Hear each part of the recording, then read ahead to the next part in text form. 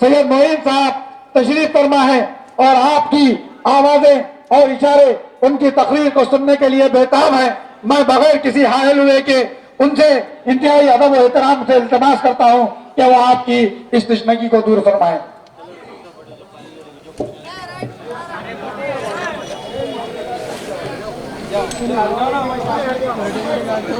अस्सलामु अलैकुम रहमतुल्लाहि व बरकातुहू। नहमदु व नुसल्ली अला रसूलिल करीम, अम्मा बाद। औज़ु बिल्लाहि मिनश शैतानिर रजीम, बिस्मिल्लाहिर रहमानिर रहीम। शह नशीन पर तशरीफ फरमा,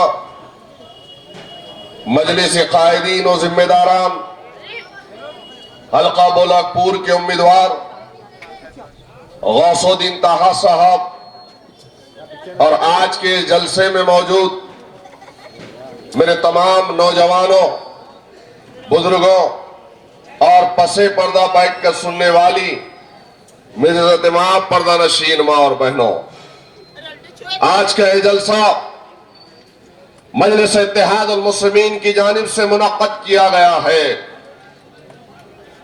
जैसा कि आप जानते हैं, ग्रेटर हैदराबाद के बल्दियाती इंतखाबात जोरों पर है और हर तरफ जलसे और जुलूस के जरिए से, अवामी सभाओं के जरिए से अवाम को बेदार किया जा रहा है। इस इलेक्शन में एक तरफ बीजेपी है तो फिर टीआरएस है, कांग्रेस पार्टी भी है और आपकी अपनी जमात मजलिस इत्तेहाद उल मुस्लिमीन भी है। आप जानते हैं कि मजलिस इत्तेहाद उल मुस्लिमीन सिर्फ और सिर्फ इलेक्शन के दौरान बेदार कराती है और हालात से वाकिफ करवाती है कि हालात क्या चल रहे हैं इस मुल्क में। आप जानते हैं कि जब कभी भी हिंदुस्तान में मिल्लत इस्लामिया और खास तौर पर जब कभी भी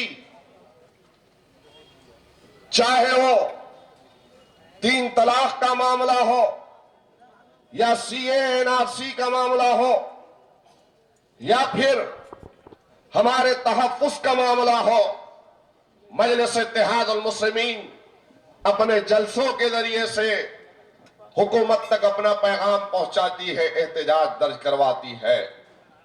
और यही वजह है कि कल तक जो लोग NRC, CAA, NPR जैसा काला कानून को ना जानते थे ना पहचानते थे, लेकिन अल्हम्दुलिल्लाह अगर CAA जैसे कानून को, इस काले कानून को, इससे वाकफियत अगर किसी ने करवाई है तो मजलिस इत्तेहाद उल मुस्लिमीन अलहाज बैरिस्टर गौसुद्दीन ओवैसी साहब ने करवाई है।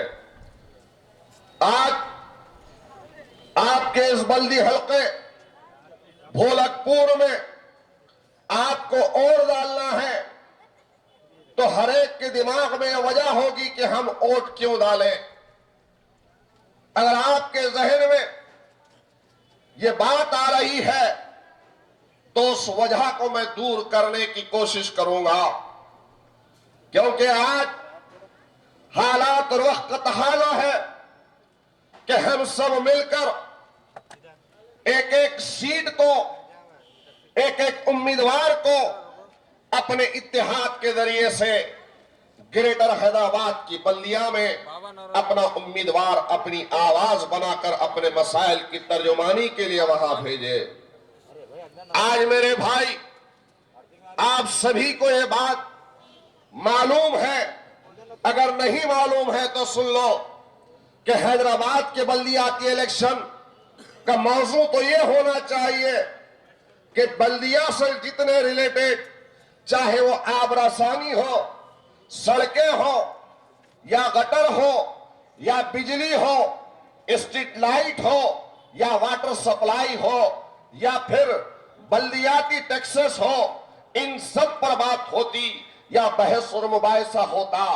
लेकिन आज यहां ग्रेटर हैदराबाद की बल्दिया के इलेक्शन में अगर बात हो रही है तो पाकिस्तान की हो रही है, बात हो रही है तो जिन्ना की हो रही है, बात हो रही है तो सर्जिकल स्ट्राइक की हो रही है, बात हो रही है तो किस तरीके से इस पुराने शहर के मुसलमानों को कैसे हम अजियत दें और कैसे इनको मुश्किलात का सामना करना पड़े, इस पर बात हो रही है। अगर बात हो रही है तो भारतीय जनता पार्टी के जितने मुखर्रिर हैं वो सब आकर दिन ब दिन ऐसी तहारीर कर रहे हैं कि हैदराबाद के अमन को बिगाड़ा जाए, खत्म किया जा रहा है, किया जाए और यहां पर तशद्दुद बर्पा किया जाए।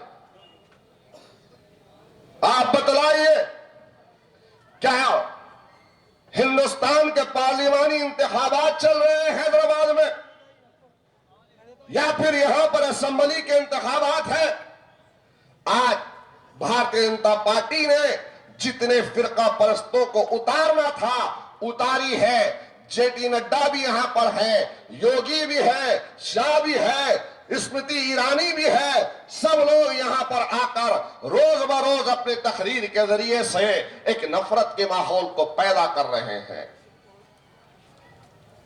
आप बताएं, यहां हर एक के निशाने पर, चाहे वो टीआरएस हो कि कांग्रेस हो या बीजेपी हो, हर एक के निशाने पर अगर कोई जमात है, कोई पार्टी है तो मजलिस इत्तेहादुल मुस्लिमीन है और मजलिस के कायदीन है। क्या वजह है, क्या वजह है यहां पर इतनी मेहनत करने की, इतनी मशक्कत करने की? क्या वजह है? वजह कुछ नहीं है, सब जानते हैं कि मजलिस इत्तेहादुल मुस्लिमीन हैदराबाद के अंदर इस नवाबों के शहर में मजलिस इत्तेहादुल मुस्लिमीन यहां का किला है। इस जमात को इस किले के अंदर हम खत्म कर देंगे, ये सोचकर हर एक यहां पर आ रहा है। क्या आप जानते हैं मेरे भाई कि जितने फिरका परस्तों को बीजेपी संघ परिवार के लोग आकर यहां पर हर रोज एक नई बात कर रहे हैं, तो निशाना है तो सिर्फ मजलिस है।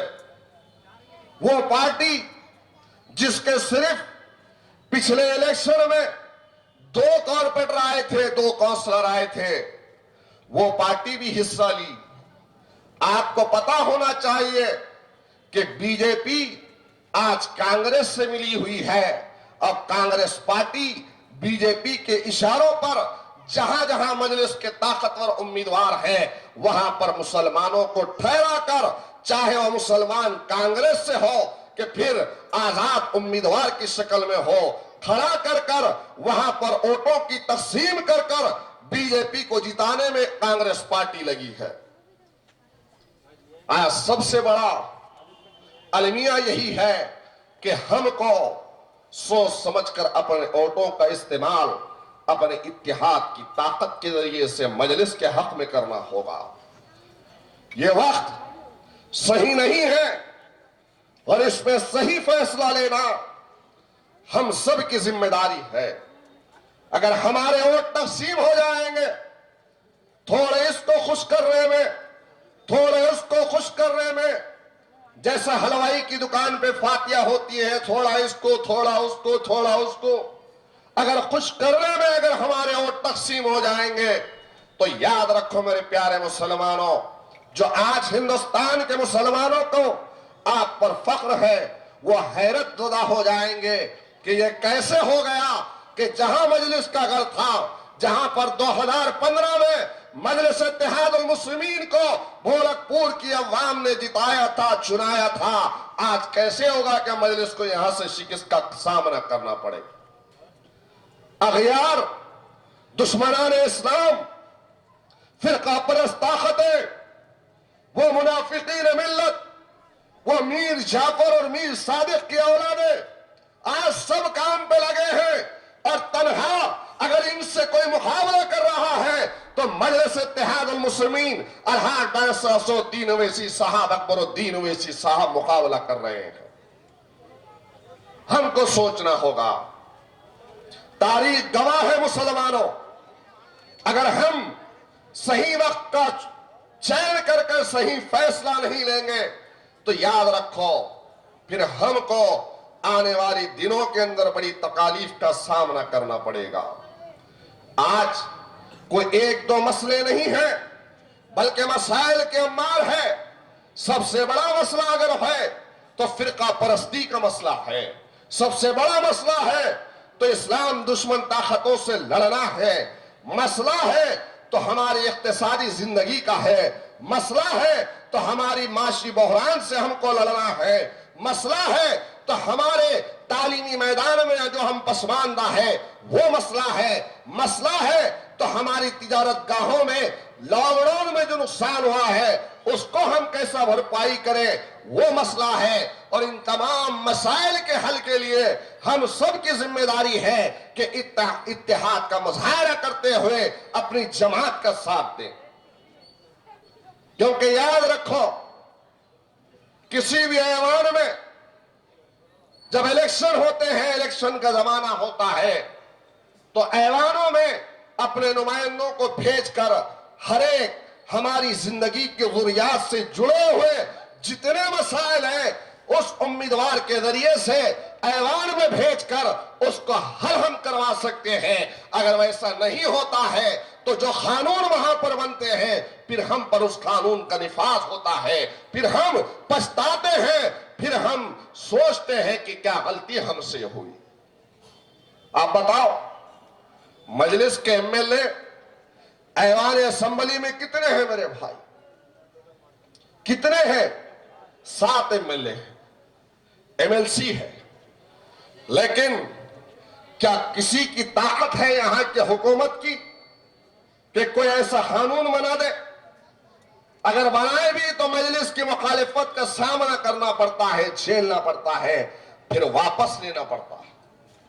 अगर ऐवान में हमारे नुमाइंदे नहीं होंगे तो हमारे मसाइल की तर्जुमानी कौन करेगा? कौन हमारे लिए आवाज उठाएगा? आज जितनी बातें हम सबको मालूम हो रही है, चाहे वो तलाक से जुड़ी हुई बातें हो, चाहे सीए से जुड़ी हुई बातें हो, चाहे फिर रिजर्वेशन से ताल्लुक रखने वाली बातें हो, चाहे फिर हमको डिटेंशन सेंटर के बारे में अगर किसी ने बताया, चाहे फिर हमको अगर किसी ने हिंदुस्तान के हालात को हमारे सामने रखा कि किस तरीके से इस मुल्क हिंदुस्तान में दबे कुचलों पर एसटी, एससीज, बीसीज और खास तौर से मुसलमानों पे जो जुल्म हो रहा है, इस जुल्म को किसने बयान किया और कैसे हमारी बातें सब समझ में आई। ये सब हुआ तो आपको बेदार अगर किसी ने किया तो मजलिस इत्तेहादुल मुस्लिमीन ने किया। मजलिस इत्तेहादुल मुस्लिमीन आज आप सब जानते हैं कि मजलिस इत्तेहादुल मुस्लिमीन किस तरीके से रोज बरोज आगे बढ़ रही है। तो यही आपकी ताकत की बुनियाद पर, आपके इत्तेहाद की बुनियाद पर हर जगह मजलिस जा रही है।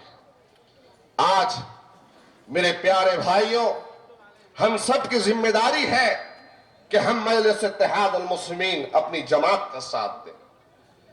हम अगर अपनी जमात का साथ देते हैं तो याद रखो इंशाअल्लाह ताला किसी भी बल्दी मसाइल के लिए हर वक्त मेरा दावा है हाथ पकड़कर आप शरीफ साहब के फर्जन गौसुद्दीन तहा साहब से काम ले सकते हैं।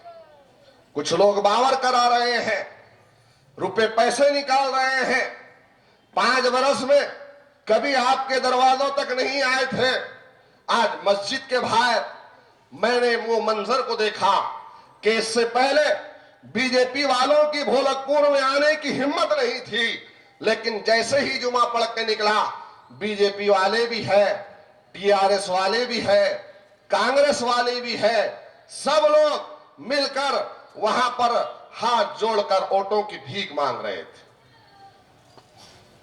आप बतलाएं भोलकपुर और मजलिस का खिलाफ जहां पर बीजेपी की कभी हिम्मत नहीं कि यहां पर हम कोई पोल शीट या कोई चिट्ठी कोई चीज लेकर आ जाए, लेकिन ये रास्ता किसने बताया?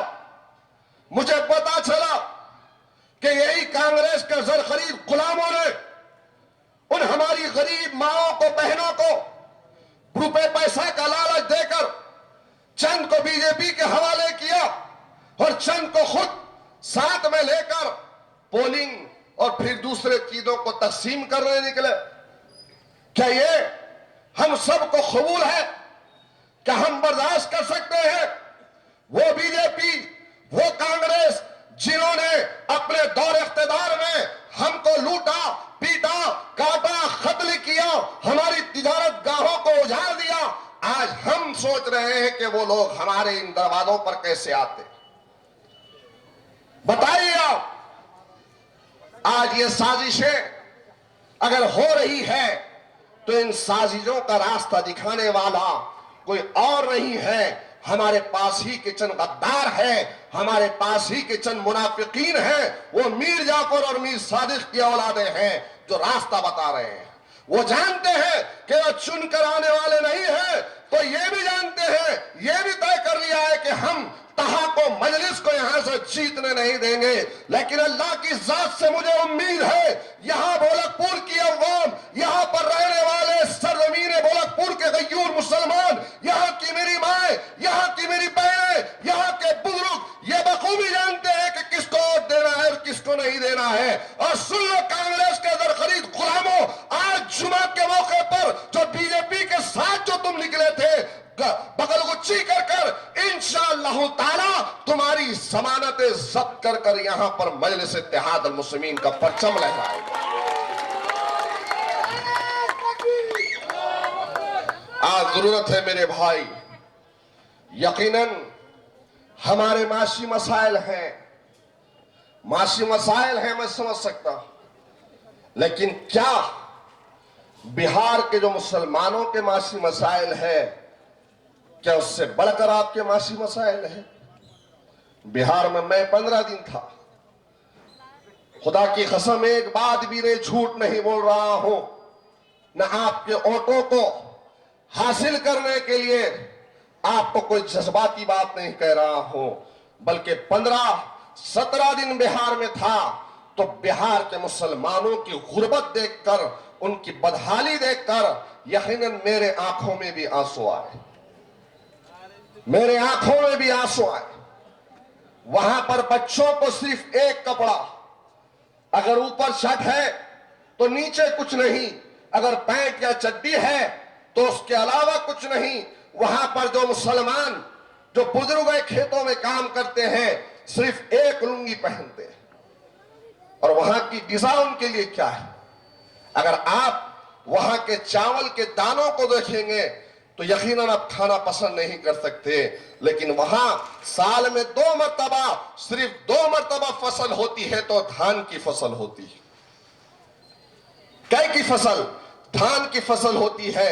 इतने मोटे चावल वो लोग वहां पर फरोख्त करने के लिए, बिजनेस के लिए नहीं उगाते, बल्कि अगर खेती करते हैं तो उस धान की फसल को जोत कर, फिर उसको काट कर, फिर चावल निकाल कर सिर्फ साल भर खाने के लिए वो पैदावार करते हैं। ये आलम, ये जो पक्के मकान, जो बिल्डिंग है, वहां पर कुछ नहीं है, सड़कें हैं तो सिर्फ 10 फीट की है, और कहीं तो सड़कें भी नहीं है, नाव से हम लोग गए प्रचारण, खाने को सही खाना नहीं है, पानी में सबसे ज्यादा आयरन वहां पर है। गुर्बत का यह हाल है कि बांस के बम्बुओं के घर होते हैं, उस पर मट्टी लेप दी जाती है, मट्टी। मस्जिदें भी वहां पर उसी तरीके से, रास्ते सही नहीं है। लेकिन अल्लाह गवाह है, मैं मेरे रब को गवाह बनाकर कह रहा हूं, बिहार के गरीब मुसलमानों को सलाम है, खुदा की कसम, उन घरों तक बीजेपी, कांग्रेस, आरजेडी के लोग हजारों हजार के बंडल लेके पहुंचे, रुपया पैसा लेके पहुंचे, लेकिन लात मार के उनके गाड़ियों को भगाया बिहार के मुसलमानों ने, और कहा, उनको इमाम पार्टी बोलने तक नहीं आ रही थी, कहा कि हम मीम पार्टी के लोग हैं, हम ओवैसी को एक वोट दे चुके हैं।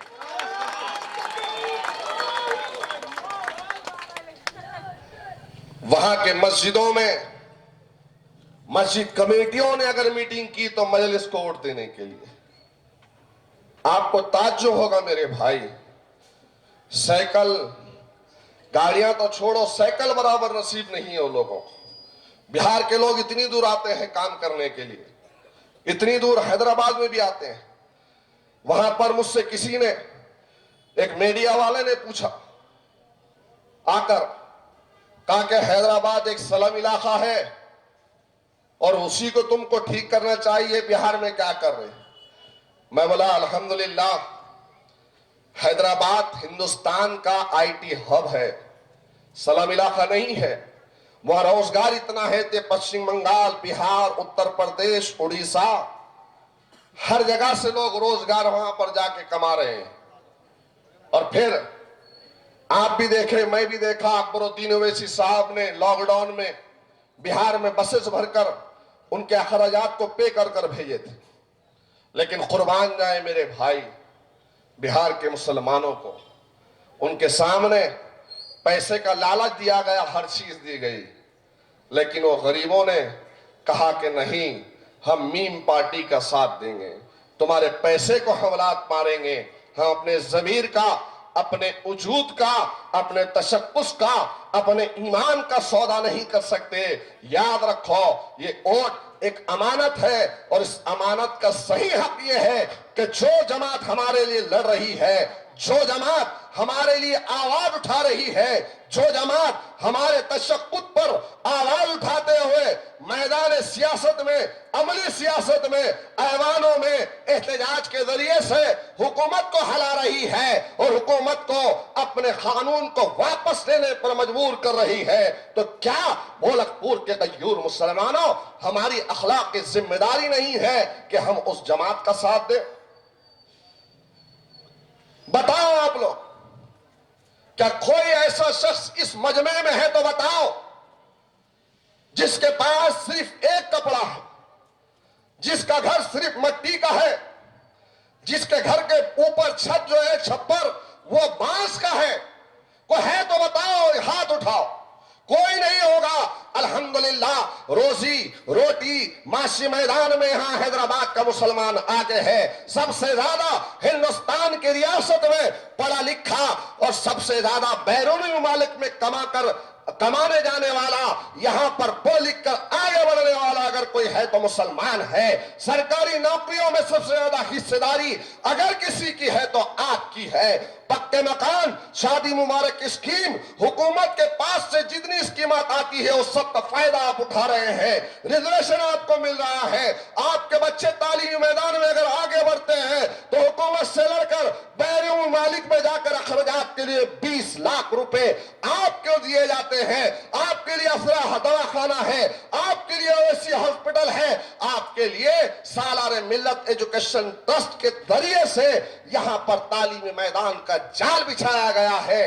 हाँ, यहां पर कई इमारतों को खड़ा किया है अकबरुद्दीन ओवैसी साहब ने।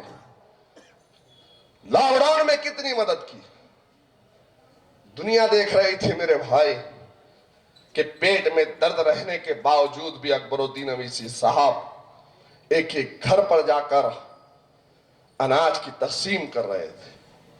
बाढ़ आपके पास तो 50 साल में एक बार आई भाई, एक बार, लेकिन एक मर्तबा बाढ़ आई तो रात दिन अकबरुद्दीन ओवैसी साहब ने, असद साहब ने, मजलिस ने इतनी मेहनत की और हुकूमत से लड़कर पैसा भी दिलाया। जिसको नहीं मिला है शायद इंशाअल्लाह इलेक्शन के बाद कोड ऑफ कंडक्ट है, मिल जाएगा। आपके उम्मीदवारों से बात करो। लेकिन आपको पता है बिहार में कनकई नदी सीमांचल का इलाका है, जहां पर सबसे ज्यादा अक्सरियत मुसलमानों की है, सबसे ज्यादा रहने बसने वाले मुसलमान सबसे ज्यादा। वहां हर साल बाढ़ आती। कोई बिहारी अगर आपके पास काम करता है तो पूछो, और हर साल वो नदी इनके गांवों को काटती है, इनके बस्तियों को काटती है। कभी नदी का पानी इस तरफ से जाता है तो पूरी बस्ती को काटता है वो पानी, कभी इस तरफ से जाता है तो काटता है पानी। न अस्पताल है, न दवाखाने हैं, न कोई सरकारी तालीमी इदारा है, कुछ नहीं है, लेकिन फिर भी उनके मुसम्मम इरादों ने हैदराबाद के बाद सबसे बड़ी अगर कामयाबी दिया है तो वहां के मुखलिस, वहां के गैरतमंद, वहां के इनकलाबी, उनके जुर्रत को सलाम है बिहार के गयूर मुसलमानों के, गरीब मुसलमानों के, जिन्होंने मजलिस को वहां पे कामयाब किया। अल्हम्दुलिल्लाह आप भी मजलिस को बरसों से कामयाब कर रहे हैं, तो क्या मजलिस आपके वोटों का हक अदा नहीं कर रही है मेरे भाई? न सिर्फ आपके वोटों का हक अदा कर रही है, बल्कि मजलिस अल्हम्दुलिल्लाह आपके वोटों का हक अदा करते हुए हिंदुस्तान के मुसलमानों की आज आवाज बनी हुई है। इसलिए हमारी अखलाकी जिम्मेदारी, कोई अगर एक काका निकालता है तो हम उसके एहसानमंद हो जाते हैं। कितनी बातें हैं ऐसी जो आपके सामने रखूंगा, आप भी खायल हो जाएंगे, लेकिन मैं कहना नहीं चाहता। बस इतना कहूंगा कि आने वाले 1 तारीख को अला सुबह अपने घरों से निकलकर पोलिंग बूथ पर जाएं, और बैलेट पेपर है, मशीन नहीं है, बैलेट पेपर है। बैलेट पेपर का इस्तेमाल करिए, वहां पर पतंग के निशान पर मोहर लगाएं, उसको मोड़ें, फिर बैलेट बॉक्स में डालें, उसके बाद फिर आए। करेंगे ना इंशाअल्लाह? मजलिस को कामयाब करेंगे ना इंशाअल्लाह? बड़ी गौर से आप लोग बात सुन रहे थे। ये गौर से सुन रहे थे कि सर्दी का असर था? हाँ, करेंगे ना इंशाअल्लाह? मजलिस का साथ दिए मेरे भाई। हिंदुस्तान में कहीं पर भी मजलिसी कायदीन के जैसे लीडर आपको नहीं मिलेंगे। अल्लाह ताला का शुक्र अदा कीजिए कि अल्लाह तबारक व ताला ने ये शर्फ अगर किसी को दिया तो सरजमीन हैदराबाद दक्कन के मुसलमानों के हिस्से में दिया, और आज आपकी आवाज पूरे हिंदुस्तान की आवाज बनी हुई है। और अल्हम्दुलिल्लाह आज 3 बड़े बड़े कमेटीज ने आपके इलाकों के मजलिस इत्तेहाद मुस्लिमीन की ताईद और हिमायत का ऐलान किया है। अल्लाह उनको भी जज़ाए खैर अता फरमाए। आप तमाम से भी कह रहा हूं कि मजलिस का साथ दो। जो लोग यहां पर बहकाने के लिए, आपके वोटों की तकसीम के लिए आ रहे हैं, उनकी बातों में ना जाओ। खुदारा ये मौका फिर नहीं आएगा। यहां पर दुश्मन नजर जमाए बैठा है। दुश्मन ये चाहता है कि किसी भी तरीके से मजलिस के किले को कमजोर कर दे, लेकिन आपको अल्लाह उसके रसूल का वास्ता है कि इस किले को कमजोर मत होने दो। इस किले पर हम सब की निगाहें, इस किले पर हिंदुस्तान तो हिंदुस्तान, हिंदुस्तान के बाहर रहने वाले मुसलमानों की नजरें हैं। यह किला मजबूत है, और अल्लाह करे और मजबूत हो जाए, इतना मजबूत हो जाए कि जिस किसी फिरका परस्त की आवाज आए वो टकरा के उस तक वापिस चली जाए, लेकिन इस किले को कमजोर ना होने दो। खुदा हाफिज, शुक्रिया। अभी मोहम्मद नगर पर जलसा है।